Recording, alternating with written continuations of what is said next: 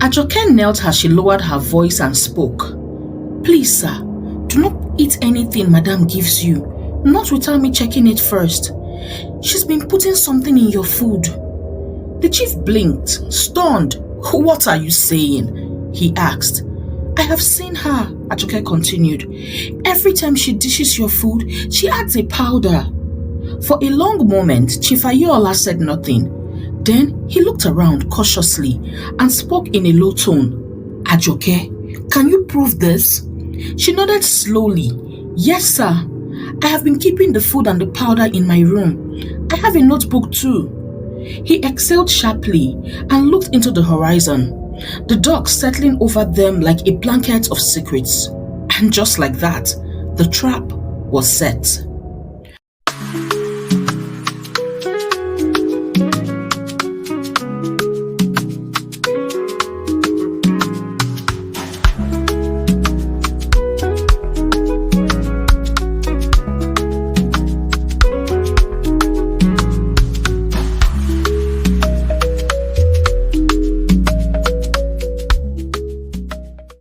Ajoke had mastered the act of being invisible.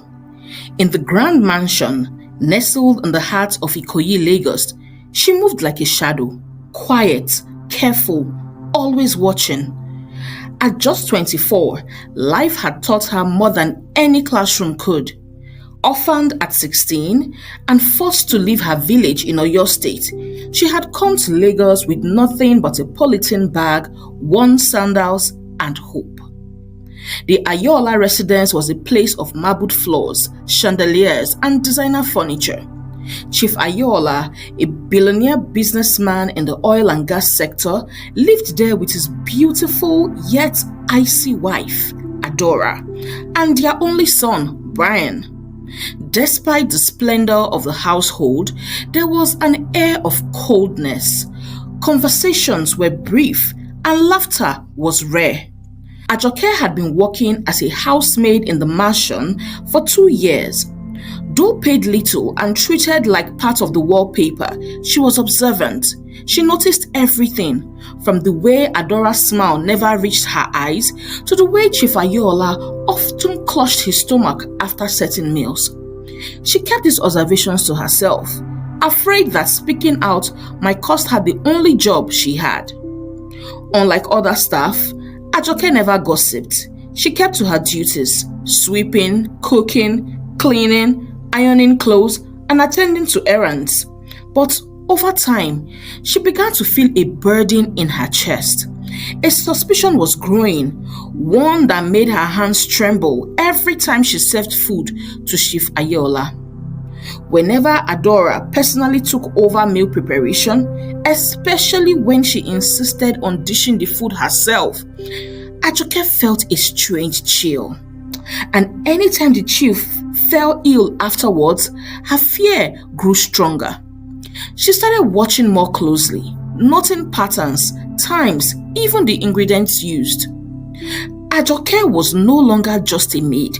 She had become a silent guardian, unknowingly standing between life and death. Chief Ayola was known as a man of taste. He savored his meals the way he did his business deals, carefully and with full attention. But lately, he had been complaining of strange stomach pains that his doctors couldn't explain. Every test came back clean, yet the symptoms persisted: nausea, headaches, dizziness, and fatigue. Ajoke was walking towards the kitchen one evening when she noticed something strange. Adora had already served Chief Ayola's food and placed the tray on the counter.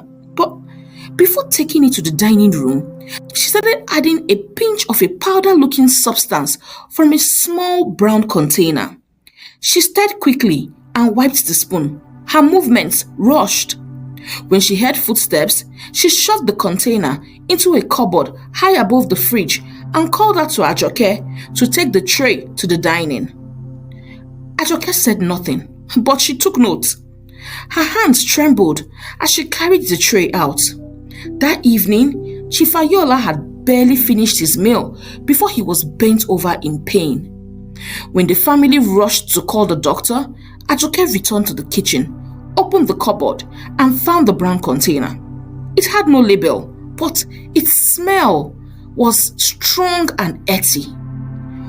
Her heart pounded as she slipped some of the powder in a piece of paper and put it in her pocket. As soon as she had the chance, she hid it in her tiny room in the boys' quarters. She needed answers, but where would a tiny maid go to test something like this? The next few days were a blur. Adora seemed happier. The chief, however, was looking weaker. He stopped attending meetings and stayed indoors more. One night, as Ajoke cleared the dishes, she saw Adora smiling to herself while texting on the phone. It was the first genuine smile she had seen on the woman's face in months. Something was very wrong, and Ajoke was beginning to realize that if she didn't act soon, the man she secretly admired, the one who bought her malaria drugs without saying a word, might not survive the next month. She knew she couldn't ignore the bitter taste of truth forming in her own mouth. The nights that followed had Ajoke restless. Her mind replayed the image of Adora's hand sprinkling powder into the already dished food. By now, the symptoms were no longer random. Every time Adora dished the chief's food and added something afterwards, Chief Ayola fell ill. But what could Ajoke do? Confront the madam of the house and get sacked? Or go to the police and be dismissed as a jealous maid? On one humid Tuesday afternoon, Ajoke saw her chance. Adora had served a plate of jollof rice and fried plantain for the chief. Then she walked out of the kitchen to answer a call. Just before leaving, she had added something from the small brown container. As soon as Adora was out of sight, Ajoke sprang into action. She grabbed the plate of food and hid it under the sink. Then quickly, she served a fresh plate from the main pot. Her hands shook as she covered it neatly and set it back on the tray. When Adora returned, she glanced at the food, but she said nothing. That evening, Chief Ayola ate his meal, and for the first time in weeks, he did not complain of his stomach pain. Ajoke noticed the look of surprise on Adora's face when Chief Ayola stood up from the dinner table without any complaint of pain in his stomach. That day marked the beginning. From then on, Ajoke became a quiet saboteur. Anytime she suspected poison, she waited for Adora to finish her secret additions, and then she swapped the plate with an untouched one. Sometimes it was easy, like when Adora got distracted by a phone call. Other times, it took careful planning and risky speed, but it worked. Ayola's health slowly began to improve. Ajoke kept a notebook hidden under her mattress. She documented each switch and her growing suspicion. She also made a habit of pocketing samples, soups, powders, pills, anything that could be useful if she ever needed proof. But she knew her luck couldn't hold forever. One day, she might not have the chance to make the switch. One day, the door might open and she will get caught. One day, the food might reach the chief before she could act. And when that day came, she would have to make a choice, whether to speak or to watch him die. A few weeks later, as the rain fell heavily, tapping on the kitchen window like a frantic messenger, Ajoke stood by the gas cooker, stirring a pot of ogbono soup. But her eyes kept drifting towards the dining room door. Chief Ayola had been unusually quiet for 2 days straight. Though he was eating more, the usual light in his eyes seemed dim. Ajoke noticed something else too. Adora had become controlling. She no longer allowed Ajoke to touch the chief's tray without her supervision.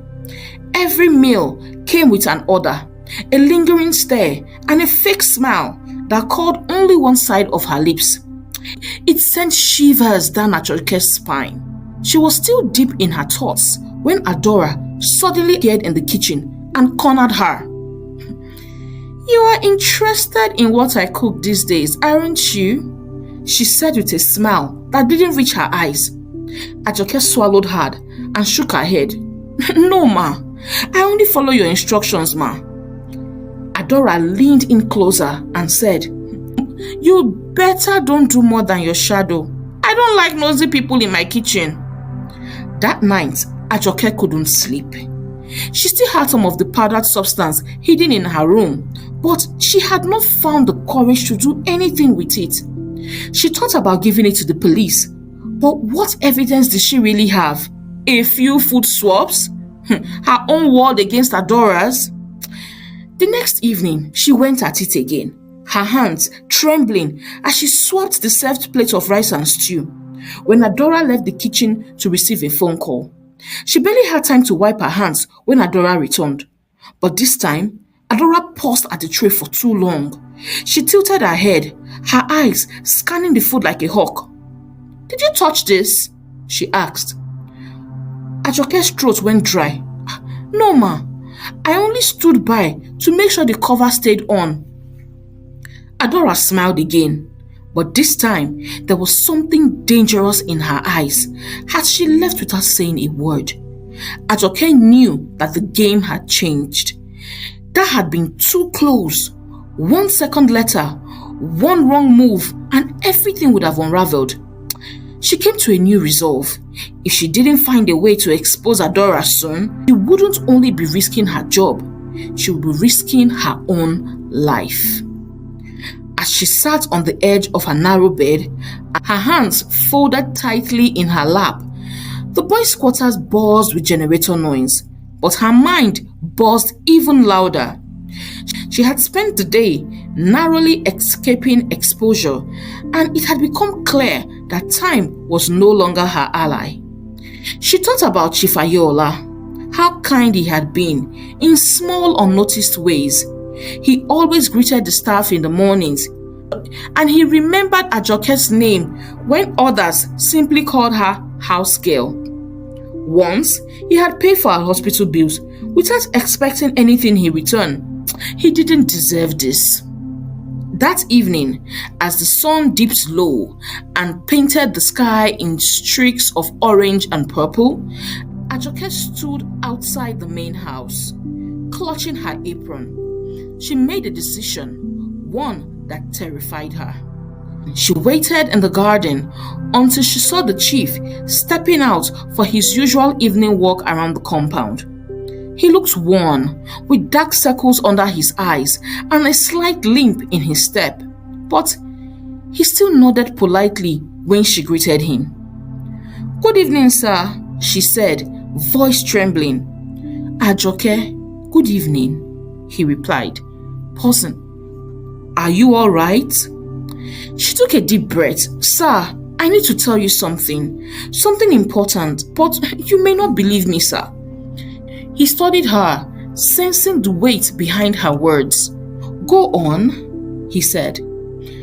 Ajoke lowered her voice as she spoke. "Please, sir, don't eat anything Madame gives you alone, not without me checking it first. She's putting something in your food, sir." The chief blinked, stunned. "What are you saying?" "I have seen her, sir," Ajoke continued. "Every time she dishes your food, she adds a powdered substance. I have been swapping your food for weeks now. That's why your stomach ache has reduced." His face hardened, but he said nothing. "I'm sorry, sir.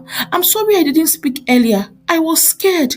But I couldn't keep watching you in pain every day." For a long moment, Chief Ayola said nothing. Then he looked around cautiously and spoke in a low tone. "Ajoke, can you prove this?" She nodded her head slowly. "Yes, sir.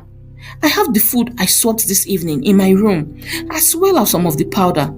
I have a notebook too."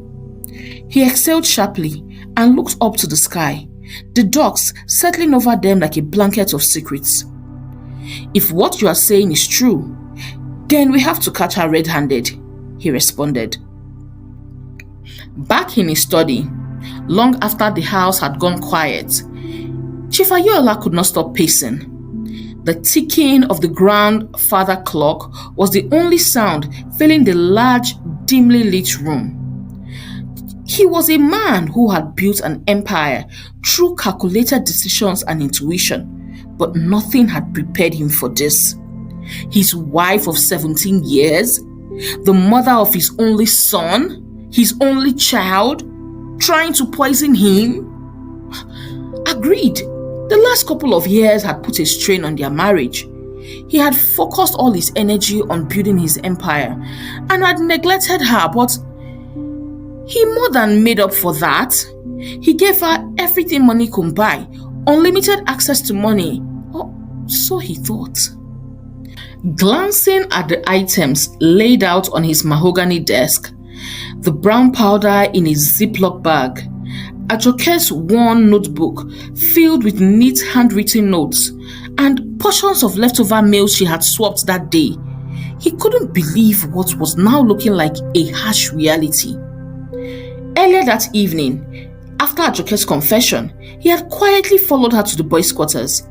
She showed him everything. No hesitation, no drama, just quiet, terrifying truth. Her records were meticulous. Dates, symptoms, meals, and reactions. It was like reading a journal of his own slow death. He didn't want to believe it, but the facts were too precise, too real. The next morning, he made a discreet call to a private toxicologist who he had once used during a legal dispute involving industrial waste. By noon, the man arrived in a taxi. Ayola handed over the food samples and the powder. "I want to know what this is," he said, his voice steady. Within 24 hours, the results came back. The powder contained a blend of natural toxins, plants known for their slow-acting effects. Nothing instantly deadly, but enough to weaken the body over time. The lab also confirmed traces of the same compound in the leftover food samples.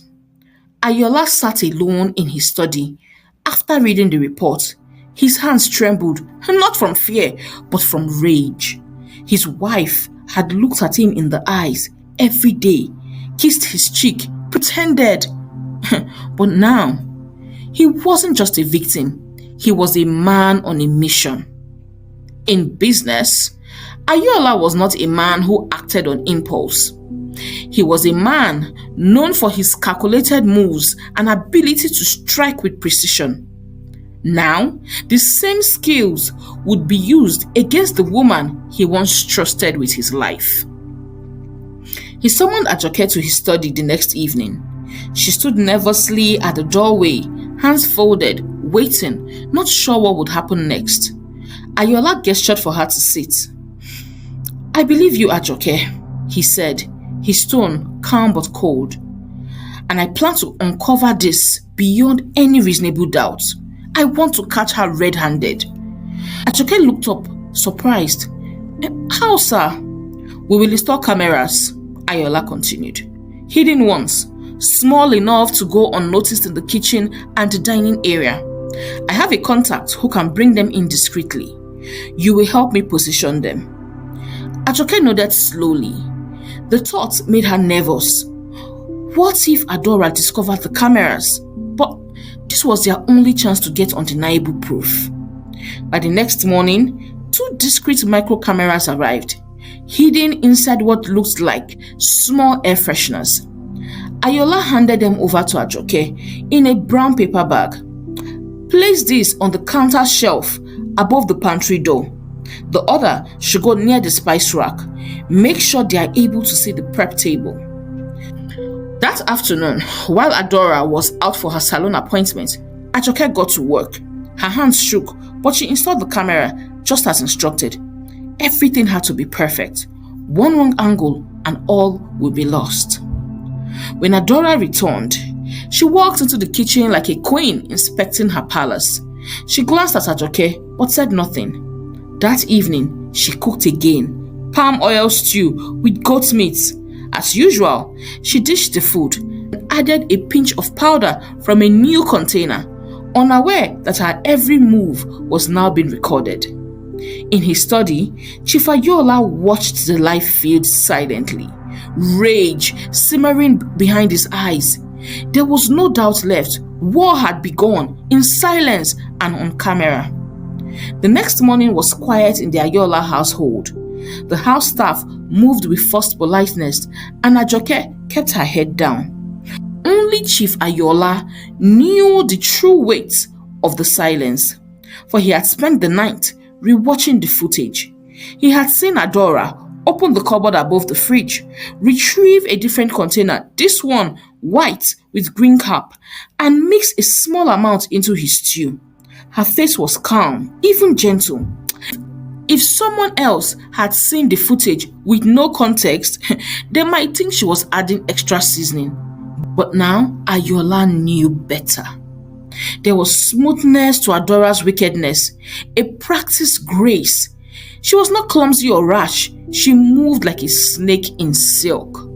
Wrapping her deception in beauty and grace, it sent shivers down his spine. Ayola sent the new footage to his toxicologist with instructions to test the second powder, and he began making copies of all recordings. He stored one on a flash drive and kept the other on a secure cloud account. If anything were to happen to him, the world would know the truth. That evening, Adora walked into his study unannounced. She wore a flowing wine-colored dress set with gold embroidery. Her makeup was flawless. "You are looking better these days," she said, leaning against the door frame. "I say you are finally listening to my health advice, Ayola looked up from his laptop and forced a smile. Adora walked closer, trailing expensive perfume behind her. She placed a hand on his shoulder. "You know, I've been thinking we should travel together, just the two of us. Paris, maybe Spain. It's been so long." His stomach churned, but he had to reply, so she doesn't suspect. That's not a bad idea. Let's talk about it later," he replied. She kissed his cheek and walked away, her heels clicking softly on the marble.